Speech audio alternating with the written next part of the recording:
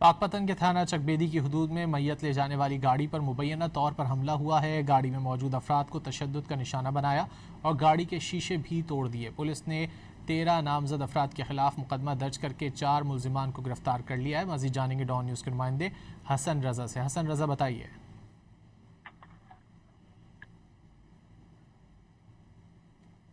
हसन रजा से रब्ता करने की कोशिश कर रहे हैं। पाकपतन के थाना चकबेदी की हदूद में मैयत ले जाने वाली गाड़ी पर मुबैना तौर पर हमला हुआ है। गाड़ी में मौजूद अफराद को तशद्दुद का निशाना बनाया गया है। मजीद जानेंगे डॉन न्यूज़ के नुमाइंदे हसन रजा से। हसन रजा, बताइए। जी बिल्कुल, ये अफसोसनाक वाक़या पाकपतन के थाना चकबेदी के हदूद में पेश आया, जहां पर मैयत ले जाने वाली गाड़ी पर जो है मुल्ज़िमान ने हमला कर दिया।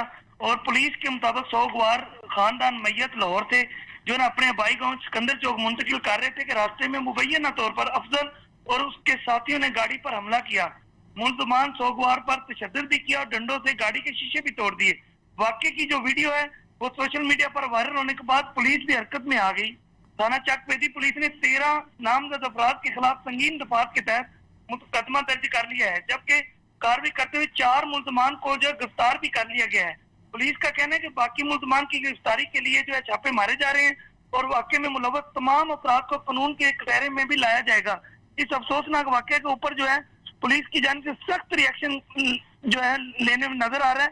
जैसा कि ये सीसीटीवी फुटेज और में आप देख सकते हैं कि मुल्ज़िमान किस तरह बेदर्दी से जो मैयत ले जाने वाली गाड़ी के जो लवाहिकीन है उन पर तशद्दुद कर रहे हैं। बहुत शुक्रिया हसन रजा इन तफसीलात के लिए।